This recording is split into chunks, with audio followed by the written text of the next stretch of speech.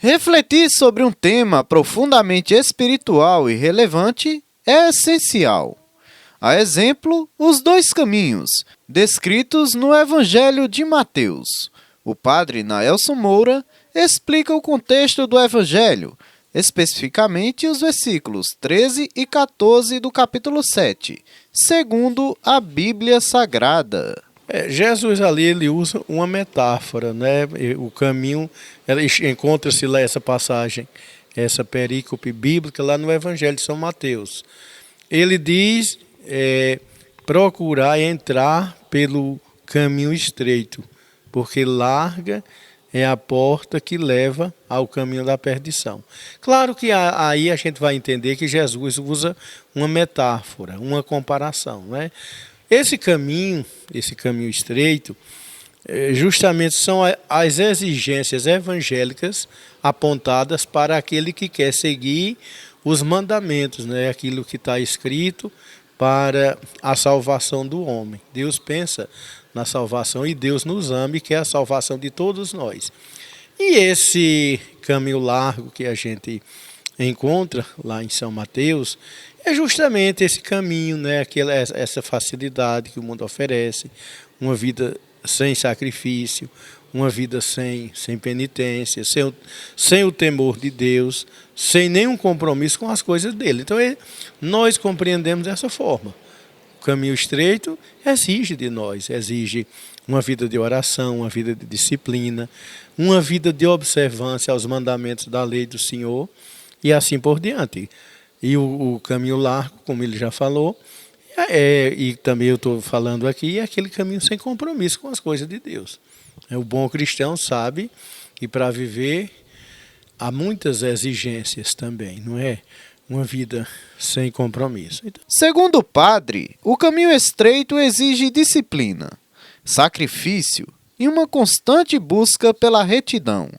Embora seja desafiador, esse caminho conduz à vida eterna e à verdadeira paz interior.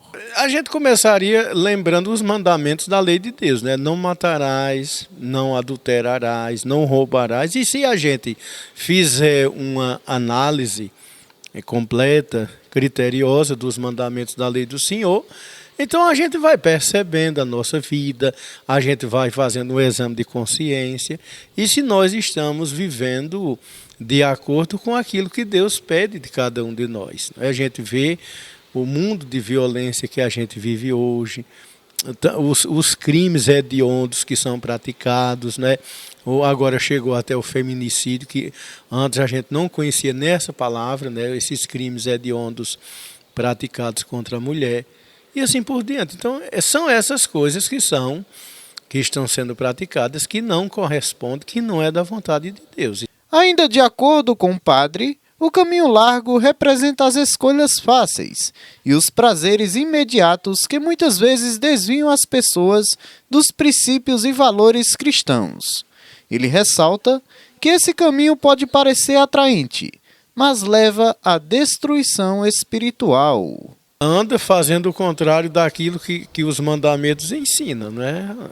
Que eu comecei dizendo aí, anda roubando, anda adulterando, anda mentindo, anda hoje se corrompendo, né? A corrupção também, o Papa dizia que a corrupção no mundo hoje é um câncer na humanidade, né? Quem se corrompe tira, por exemplo, se é alguém que administra os bens públicos, tira o dinheiro da escola da criança pobre, tira o dinheiro da saúde e assim por diante. Então, todos esses pecados sociais, que assim chamados, vai atingir a vida de outras pessoas. Então, é esse o caminho largo, é o caminho fácil, né? O caminho da mentira.